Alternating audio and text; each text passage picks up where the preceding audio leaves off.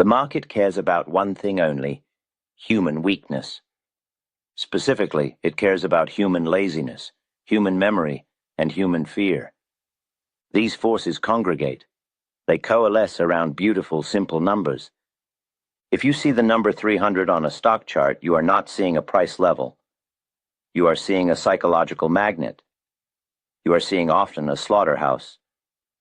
Most traders, the punters, the amateurs, they unknowingly place their protective stops and their limiting orders at these round figures. They do this because it is easy. It requires no thought. This clustering makes these points, 300, 150, the most predictable locations of maximum pain and explosive momentum. They are the battle lines. They are the spots where capital energy is stored and then violently released. We are going to reveal why the 300 breakout rule and the 100 and the 200 is the simplest, most potent indicator of crowd capitulation, and how you, if you possess the patience, can profit from the predictable panic. Subscribe now, like this video, and leave a comment. By doing that, you help more people see this message, and you let me know this work is not in vain. Understanding the logic behind a breakout at 300 or 500 is only clear after you have paid the market penalty for ignoring it. Wall Street's education is the most expensive available, which is why prudent operators seek alternatives. The most effective training ground for the mind remains the historical record compiled by Edwin Lefebvre in 1923. Reminiscences of a Stock Operator. This unique document charts the exact apprenticeship of the great Jesse Livermore, the book's Larry Livingston, allowing us to learn his fundamental lessons without enduring his costly errors. Yet, the mechanics of market operation have changed since the Roaring Twenties. To translate this timeless wisdom into immediately applicable strategy today, the Max Davidson Annotated edition, providing essential modern commentary and bridging the 100-year gap, is crucial. A link to this foundational edition is provided in the description below. You must understand the psychology of the crowd before you attempt to understand the chart. The numbers themselves hold no inherent power. They are simply marks on the tape. Their power is derived entirely from the human brain. This is the principle of psychological gravity. The mind naturally groups data by magnitude. It seeks simplicity. Prices that end in 0, 0, 50, or even 0 are easily remembered. They are easy to conceptualize as goals. They are simple to reference in a moment of panic. They are anchors. These round numbers, 10, 50, 100, 200, they act as powerful psychological barriers. They are decision points. They are points of entry, points of exit, and points where ambitious goals are set. The average man does not say, "I will sell if the stock falls to 99 1/8. He says, "I will sell if it breaks 100. This lack of precision, this psychological preference for the perfect zero, is where the profit lies for the professional. This preference creates the anatomy of stop clustering. When the price of a stock moves upward and nears 300, the short sellers become nervous. Where do they put their protective stops? They do not place them at 301 1/4. They place them just above 300, perhaps 300.50, maybe 300.25. If the stock is approaching 300 from above, having recently traded at 350, the bullish operators who bought lower are suddenly fearful of a collapse. They want to preserve their profits. Where are their stops placed? Just below the figure. 299.75. 299.50. This is not a random distribution of orders. It is a concentrated mass of latent energy. It is a field of compressed capital waiting to be violently released.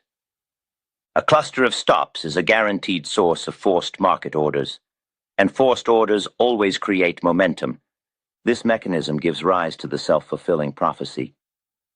The more traders recognize that 300 is a key resistance level, the more they respect it, the more capital is committed to defending it or attacking it.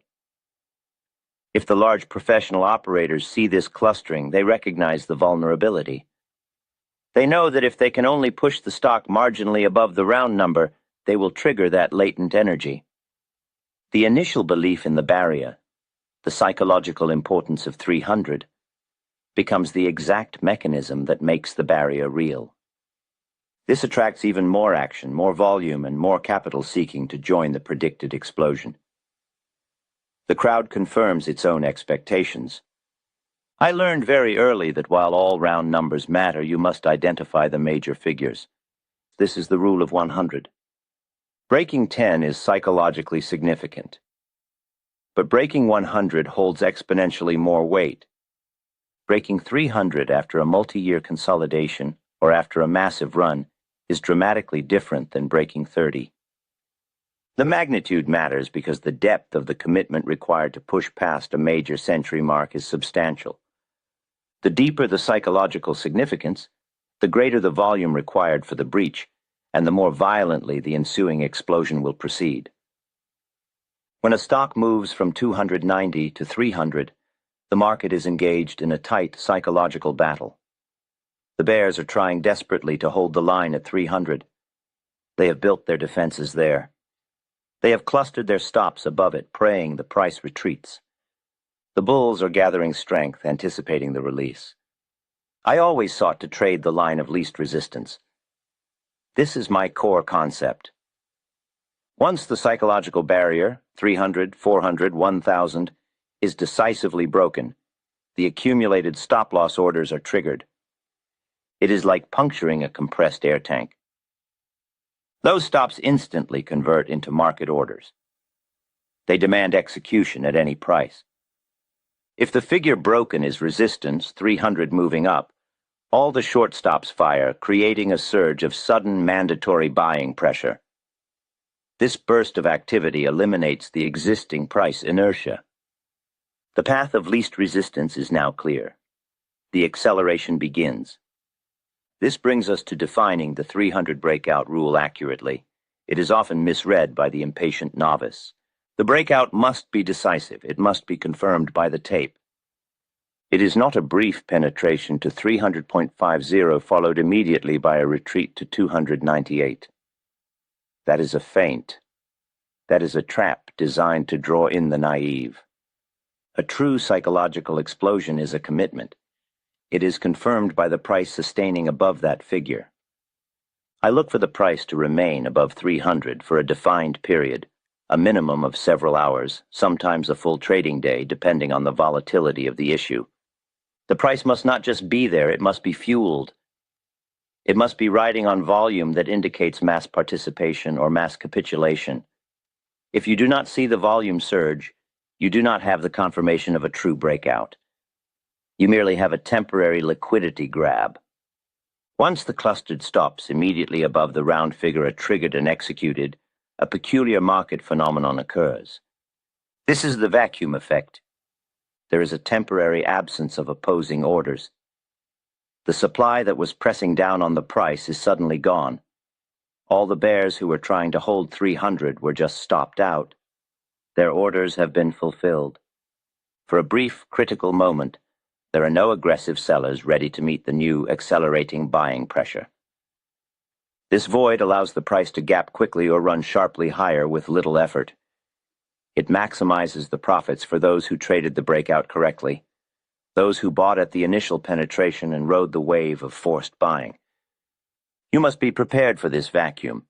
If you hesitate, the price will run away from you and you will be forced to chase it. But beware the confirmation trap. Amateur traders live to chase the first hint of a breakout. They see 300.05 and they plunge in, believing the momentum will carry them instantly to 310. Professional trading requires patience and filtering. If the price breaches 300 and immediately falls back to 298 on relatively low volume, it was nothing more than a hunting party. It was a calculated liquidity grab. The professionals triggered the weak stops just to clear the immediate supply, and they waited to see the reaction. And they were shaking out the weak hands. How do you filter genuine explosions from these traps? You use time and volume. I favored the 2-day rule for major figures, or at least confirmation that the stock closed the trading session firmly above the barrier.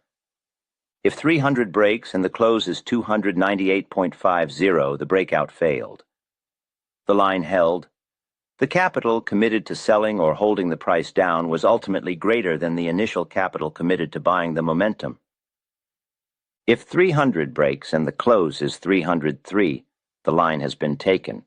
The psychological field has shifted. You are now justified in entering or adding to your position. I cannot emphasize enough the importance of volume as the psychological translator. Volume tells you how many people have surrendered their position. It is the proof of crowd participation. A breakout of 300 on average volume suggests skepticism. It suggests professional testing. It means the majority of the market is still holding its breath, unsure if this is real.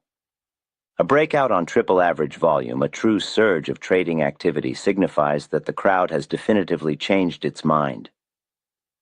More importantly, it signifies that the clustered stops have been executed, the path cleared, and the momentum buyers have stepped in with force.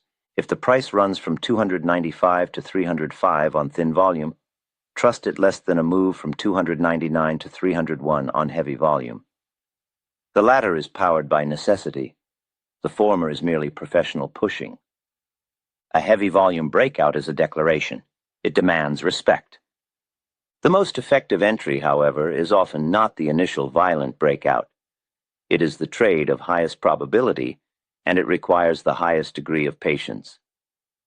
We call this trading the retest. Once 300 is broken and confirmed, once the crowd has acknowledged that the figure is now in the rearview mirror, wait.